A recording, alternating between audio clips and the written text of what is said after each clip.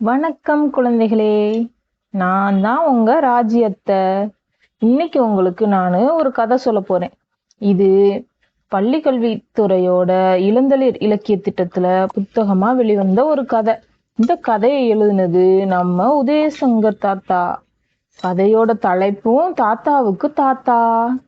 தாத்தா சொன்ன தாத்தா கதையை கேட்போமா? நள்ளிரவா அப்ப தூங்கிட்டு இருந்த மீமா பாப்பாக்கு தூக்கம் கலைஞ்சிருச்சு. மீனாக்கு எதுக்கு தூக்கம் கலைஞ்சிச்சு? கழிப்பறைக்கு போகணுமா, அதனால ரொம்ப உச்சம் வந்துருச்சு. அதனால பாத்ரூம் போறதுக்காக எந்திரிச்சு போனா. போய் கழிப்பறையோட விளக்க போட்டா. உள்ள இருந்து அலறி அடிச்சுட்டு ஓடி வந்துட்டா. அச்சோ அச்சோ, அப்பா அப்பா அப்பா, பூச்சி பா, பூச்சி அப்பா, பூச்சி அப்படின்னு. அப்பா பயந்துட்டாங்க. என்னம்மா மீனா, என்னாச்சு என்னாச்சு அப்படின்னு கேட்டாங்க.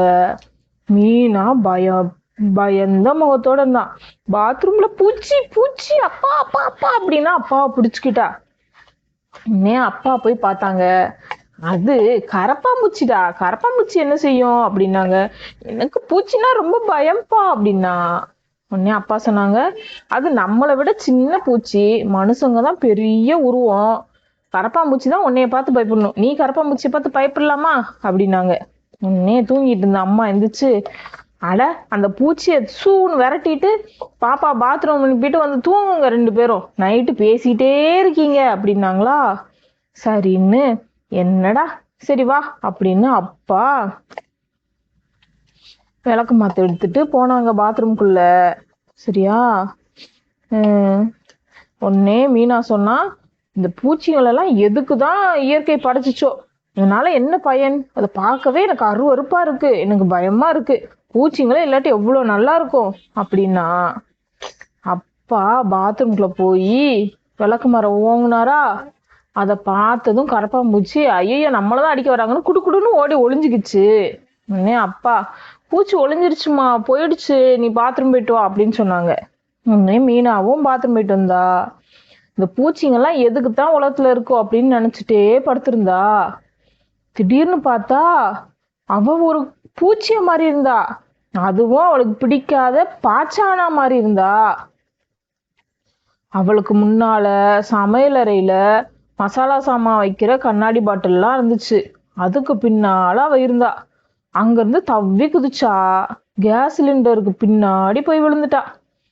அங்க நிறைய நூலாம்படையா இருந்துச்சு. நூலாம்படைன்னா ஒட்டடையா இருந்துச்சு, தூசியான்னு. முன்னால இருந்த சின்ன காலை வச்சு முகத்தை இப்படி தொடச்சுக்கிட்டா. இப்படி உருட்டி உருட்டி கண்ணை உருட்டி உருட்டி பார்த்தா. சத்துத்தா கொஞ்சம் தூரத்துல என்னமோ ஈரமா இருக்கத பார்த்தா. அது பக்கத்துல போய் பார்த்தனா, நைட்டு மீனா பால் குடிக்கும்போது ஒரு 2 சொட்டு பால் கீழே சிந்திருச்சு. அதுதான் அங்க இருந்துச்சு. உடனே அத அந்த மீனா பூச்சி இருக்குல்ல, மீனா பூச்சியா மாறின மீனா பாப்பா போய் அந்த பாலை குடிச்சா. கொஞ்சம் போல குடிக்கிறதுக்குள்ள வயிறு நிறைஞ்சிருச்சு. அப்படியே போய் சிலிண்டர் பக்கத்துல இருட்டுல போய் நின்னா. திடீர்னு பின்னாடி யாரோ வந்து தட்டினாங்க. இருட்டுலயும் அவளுக்கு நல்லா கண்ணு தெரிஞ்சிச்சு. அவளுக்கு பக்கத்துல நீண்ட உணர்வு கொம்புகள் இருக்கிற ஒரு கரப்பாம்பூச்சி நின்றுட்டு இருந்துச்சு. அது அங்கேயும் இங்கேயும் பரபரப்பா ஓடிட்டு இருந்துச்சு. ஏன் தாத்தா அங்கிட்டு இங்கிட்டு அலையிற, சும்மா ஒரு இடத்துல கிடக்க முடியாதா அப்படின்னு சொல்லிச்சு மீனா பூச்சி. இந்த வீட்டுல மீனான்னு ஒரு பொண்ணு இருக்கு. அவளுக்கு பூச்சினாலே பிடிக்காது. என்னைய பார்த்துட்டு ஒரே கூச்சல். அவங்க அப்பா வேற விளக்கமாறு எடுத்துட்டு என்னை அடிக்க வந்துட்டாரு.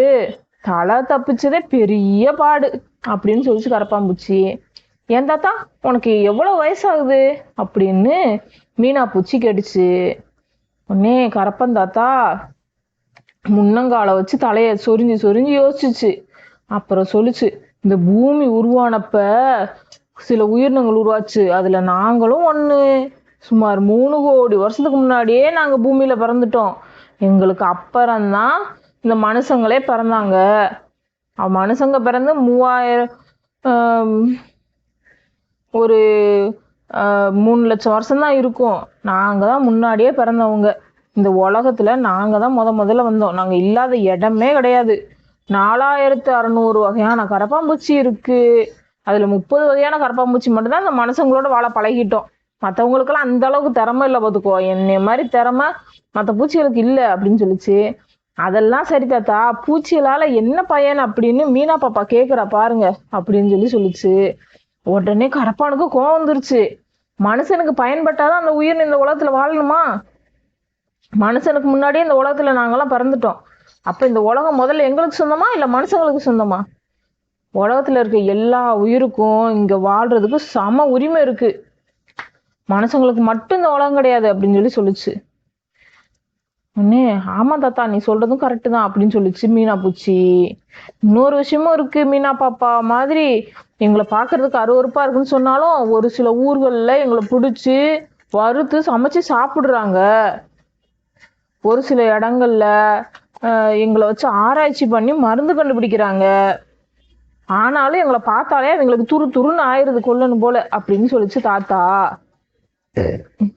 அப்படி சொல்றப்பவே சிலிண்டரை யாரோ நகர்த்துற மாதிரி சத்தம் கெடுச்சு. பளீர்னு வெளிச்சம் வந்துச்சு. வெளிச்சத்தை பார்த்ததும் கரப்பான் தாத்தா விருட்டுன்னு ஓடி போய் ஒளிஞ்சுக்கிச்சு. 1/2 அடி தூரம் தான் போக முடிஞ்சிச்சு. அதுக்குள்ள மீனா கையில தொடப்பத்தோட இருந்தா. மீனா அந்த மீனா பூச்சி இருக்குல்ல, அதான் அடிக்க போனா. உடனே வேணாம் மீனா, வேணாம் அடிக்காத, நான் தான் நீ தான் நீ தான் பூச்சியா மாறி இருக்க அப்படின்னு பூச்சி சொல்லிச்சா. மீனா அப்படியே டபக்குன்னு தூக்கத்துல இருந்து எந்திரிச்சிட்டா. இது எல்லாம் அவளோட கனவு. அப்போ கண்ணை முழிச்சு பார்த்தனா மேல சுவத்து மேல ஒரு கரப்பாம்பூச்சி நின்றுகிட்டு இருந்துச்சு. ஆனா மீனா இப்ப கத்தவே இல்லை. ஏன்னா பூச்சிங்கெல்லாம் இந்த உலகத்துல பூச்சிகளும் இருக்கிறதுக்கான உலகம் தான் இதுன்னு அவளுக்கு புரிஞ்சிருச்சு போல. உங்களுக்கும் புரிஞ்சிருச்சா?